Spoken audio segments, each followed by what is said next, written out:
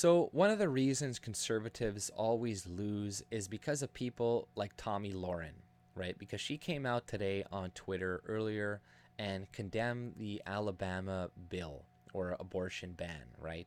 That is banning abortion after 6 weeks. And she's like, it's way too restrictive, right? Oh, we need to make some exceptions. But this is why conservatives today look a lot like liberals, because they keep making exceptions. They keep making compromises until you make so many compromises that there's nothing left, that you are essentially a mirror image of the liberals and the left. So, this is why. And this is why I don't trust people like Tomi Lahren. They like insert themselves into the right, and then they start trying to move the right further left, little by little, over time, with, because these people have a lot of sway. They have a lot of influence with some conservatives, not a ton, but a good amount, right?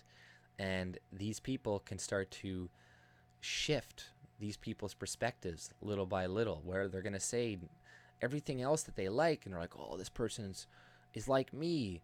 But then when that person starts to say, oh, well, maybe this is a little too restrictive, then they may start to be like, well, maybe she's right. Yeah, maybe climate change is real, and this and that, and we should make exceptions for abortions and all this other crap, right? But it's people like her, and she needs to be pushed back. And luckily, Faith Goldie came and argued with her on Twitter, and destroyed her. But I would love to see a debate between both of these women. I think it would be really enjoyable. I think we should try to get that to happen. Go and go to Tomi Lahren's Twitter and try to get her debate, because I know Faith Goldie is ready and down for it. But I'll read the tweet that she made earlier today, and the discussion or the argument that she had with Faith Goldie afterwards. But this is what she said. I will be attacked by fellow conservatives for saying this, but so be it. This Alabama abortion ban is too restrictive. It doesn't save life. It simply forces women into more dangerous methods. Other states or countries, you don't encourage life via blanket government mandate. Well, yeah, okay, who cares if they go to other places and other places, right? As long as they're not doing it there, right? You can't control everything around you in life, but at least you can have some control over what goes around you and your community. If you don't want babies being butchered, then you should have that right to make that law in your community. And if you want to go butcher your baby, then go do it in California or something like that. And you're going to have to go and sit in a car for a few hours and be kind of hot, but that's the suffering that you're going to have to take to get rid of your fucking baby, okay? So, oh my God, you're going to have to travel. So Faith Goldie responded to this. Faith, family, freedom, she put in quotes. Your 80 IQ, in quotes, it doesn't save a life, take as anti-Christian, anti-family, and anti-freedom, as all liberty depends on life. More dangerous methods, nothing dangerous about Christ and placing a quarter between your knees. Those are my final thoughts, right? So, that is a low IQ response, because it's just like, oh, they're going to go and do it someplace else. Well, you know what? You could say the same for murder. Well, these people, they're going to go murder other people, so why make murder a crime? What's the point? They're going to go kill people anyways. What's the point of putting people in jail? They're just going to go to other states and kill people in these states.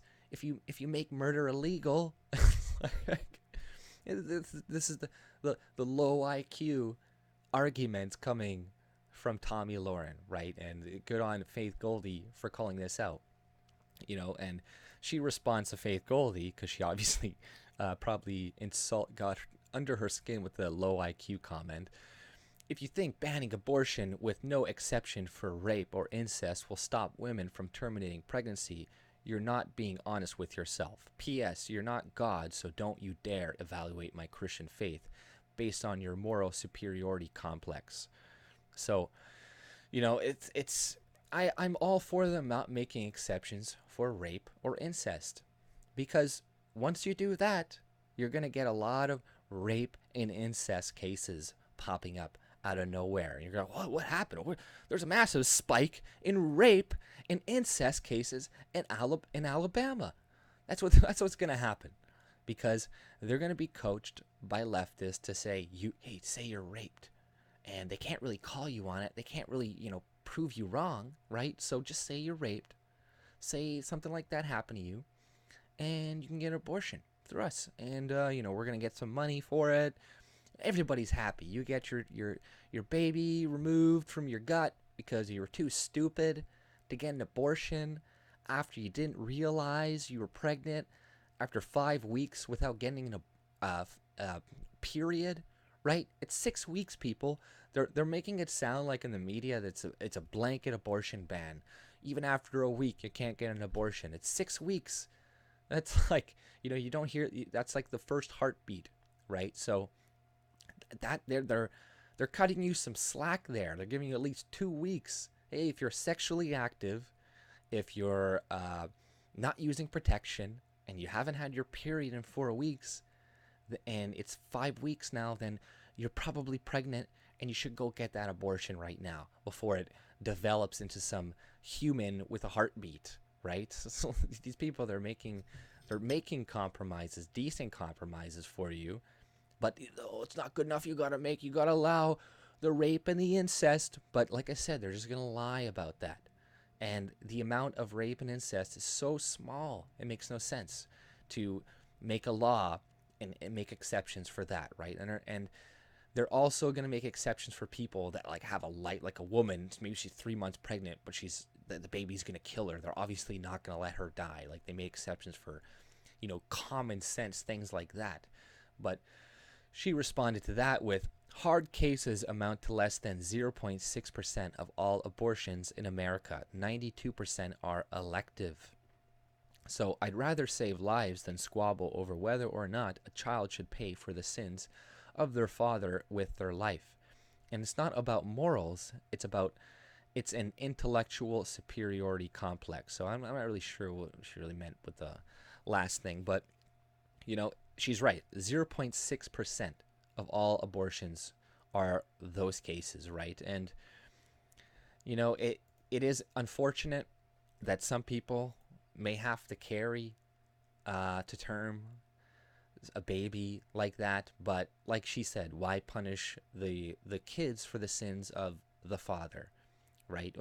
And that's the thing. That's one of the massive disagreements that the right and the left has on abortion, that the left can't really see that the right sees the 6-week-old baby fetus or whatever as a child, as a living person, right? So it's not about a right to choose, because that's like saying I have a right to choose to kill a baby, right? And that's what people really got to understand. It's like, maybe they're wrong. Maybe the right is wrong about that.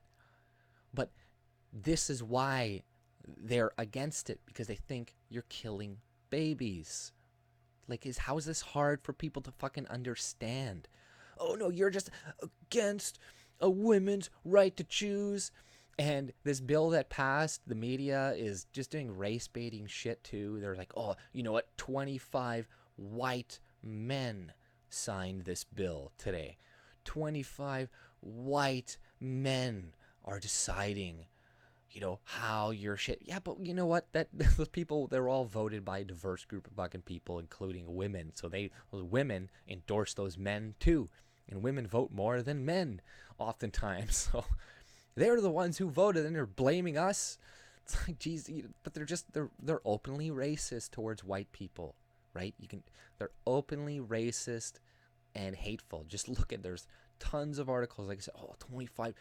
Imagine any other race, and you said that, people would freak the fuck out. But this abortion bill, I think it's a good bill. It's not too restrictive, or it's not too bad.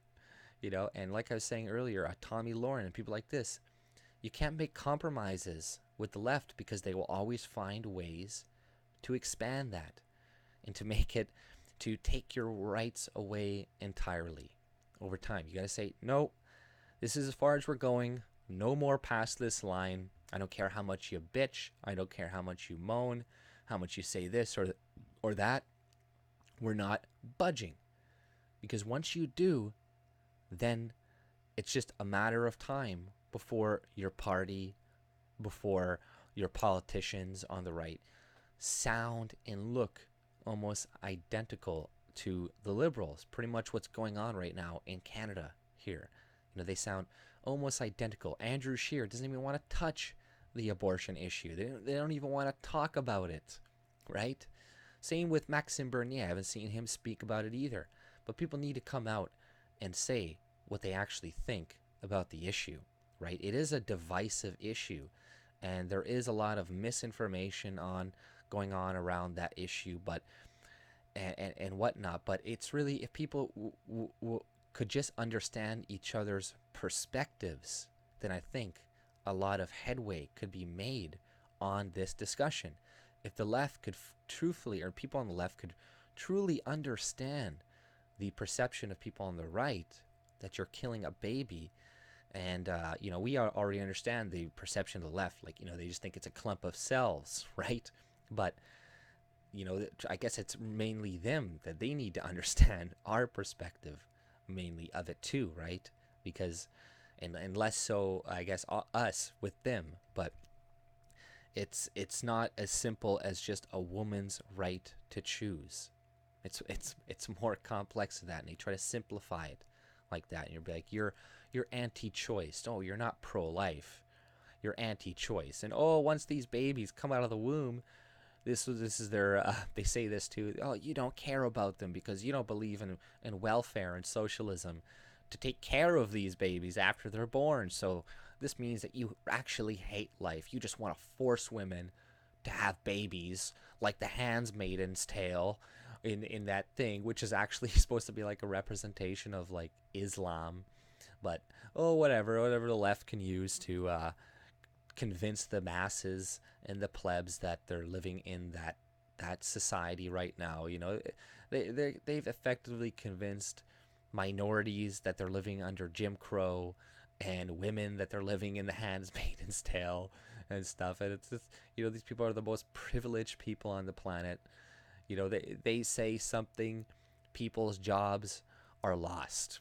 You know, like just the other day, this woman complained, this black woman complained about her daughter in some school being harassed by this white kid, and the principal has stepped down, the vice principal has stepped down, like Toronto here. Like, oh, this shit, heads are rolling, man, heads are rolling just after one fucking complaint. But you know, white people complain about something, oh, shut the fuck up, you racist, right? But you know, we need to stop compromising with the left, and you can't trust people like Tomi Lahren, especially after she comes out and says stuff like this, right? It just shows either a lack of, you know, intelligence, of understanding, or she is just a shill for the left or something, and she doesn't believe any of what she's really saying, and her goal is to just slowly make the party more left. Or maybe that's not even her goal. That's just the way she naturally is, right? And the right does this sometimes too, is they try to promote people that are pretty, that are, you know, good little blondes, hot little blondes, right? And that can backfire on you over time. You know, they may not actually believe a lot of what they're saying. They're just saying that to get the position. But then when push comes to shove, and they get enough popularity, and they think they don't need you anymore, then you're gonna get people like, what's that woman who left Fox News and went and worked for like NBC or something? Not Lauren Ingram, but you know, the one who was battling Trump. I can't remember her name, but you guys all know who I'm talking about. That blonde lady.